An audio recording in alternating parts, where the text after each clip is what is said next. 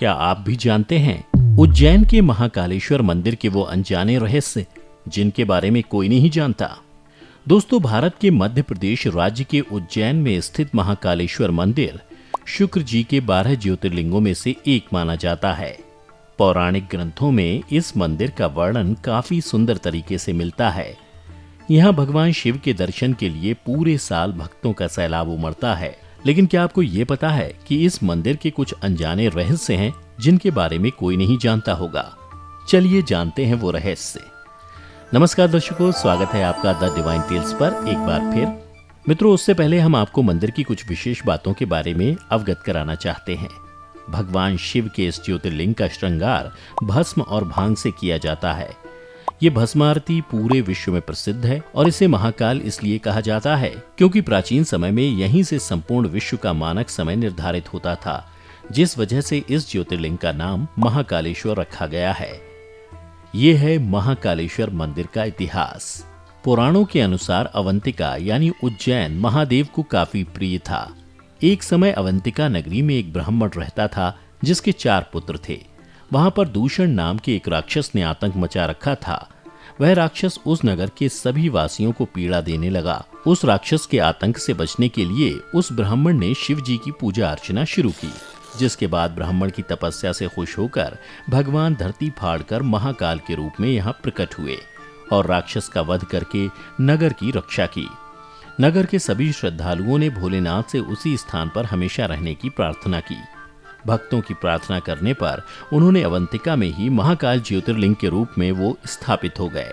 तब से ही ऐसा माना जाता है कि जो यहाँ हो रही आरती में शामिल हो जाए उसके सभी कष्ट दूर हो जाते हैं। और तो और इसके बिना आपके दर्शन पूरे भी नहीं माने जाते हैं।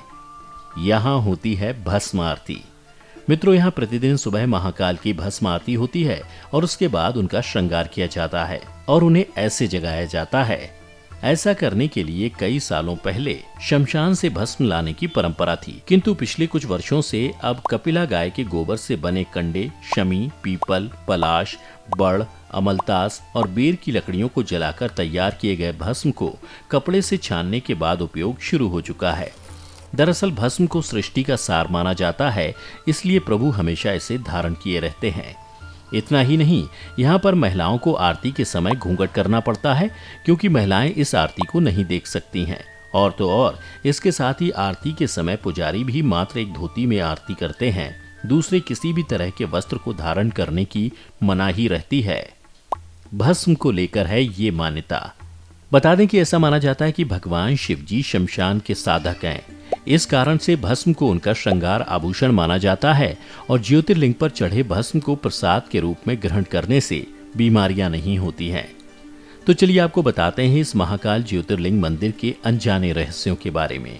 पहला, महाकाल ज्योतिर्लिंग मंदिर में आरती के लिए बुकिंग ऑनलाइन होती है क्योंकि बिना ऑनलाइन बुकिंग के भक्त आरती में शामिल नहीं हो सकते हैं। दूसरा, महाकाल मंदिर में दर्शन करने के बाद जूना महाकाल के दर्शन करना आवश्यक है, तभी महाकाल का दर्शन पूर्ण माना जाता है। तीसरा, इस ज्योतिर्लिंग को 3 खंडों में बांटा गया है। निचले खंड में महाकालेश्वर मंदिर, मध्य में ओंकारेश्वर तथा ऊपरी खंड में श्री नागचंद्रेश्वर मंदिर स्थित है। और तो और नागचंद्रेश्वर मंदिर के दर्शन साल में एक ही बार नाग पंचमी के दिन ही होते हैं। उस दिन भक्तों की भीड़ उमड़ी रहती है। चौथा, मित्रों, ऐसा माना जाता है कि उज्जैन नगरी का एक ही राजा है और वो भी महाकाल बाबा हैं। ऐसा कहा जाता है कि विक्रमादित्य के शासन के बाद से यहाँ किसी भी राजा का शासन नहीं रहा और यहाँ कोई भी राजा रात में रुक नहीं सकता, क्योंकि ऐसा कहा जाता है कि किसी बड़े पद पर पदस्थ मनुष्य जैसे प्रधानमंत्री, मुख्यमंत्री यहाँ रात में नहीं रुक सकता। जिसने भी यहाँ रुकने की कोशिश की है उसे परेशानियों को झेलना पड़ा है। पांचवा, बता दें कि भगवान शिव जी के गर्भगृह में एक विशाल दक्षिण मुखी शिवलिंग स्थित है। साथ ही माता पार्वती, गणपति जी व कार्तिकेय की प्रतिमाएं भी स्थित हैं और गर्भगृह में नंदी दीप स्थापित है जो सदैव जलती रहती है। अंत में आपको ये भी बता दें कि आखिर आप यहाँ पहुंचेंगे कैसे। आप यहाँ पर इंदौर से हवाई यात्रा, रेल या सड़क मार्ग से महाकाल मंदिर पहुंच सकते हैं। उज्जैन पहुंचने के लिए सड़क मार्ग का भी इस्तेमाल किया जा सकता है।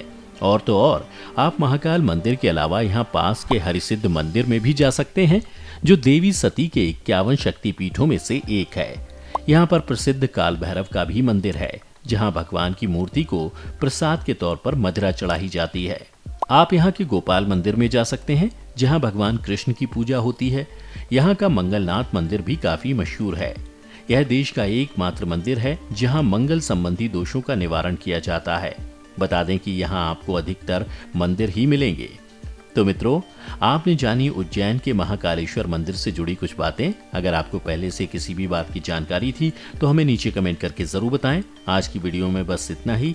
हम उम्मीद करते हैं कि हमारी वीडियो के जरिए आपको कई सवालों के जवाब मिल गए होंगे। अगर ये वीडियो पसंद आई हो तो इसे लाइक और शेयर जरूर कीजिएगा। अगर आपने हमारे चैनल को सब्सक्राइब नहीं किया है तो जरूर करिए। इसके साथ ही मुझे दें इजाजत, और हाँ, वीडियो को अंत तक देखने के लिए आपका बहुत बहुत शुक्रिया।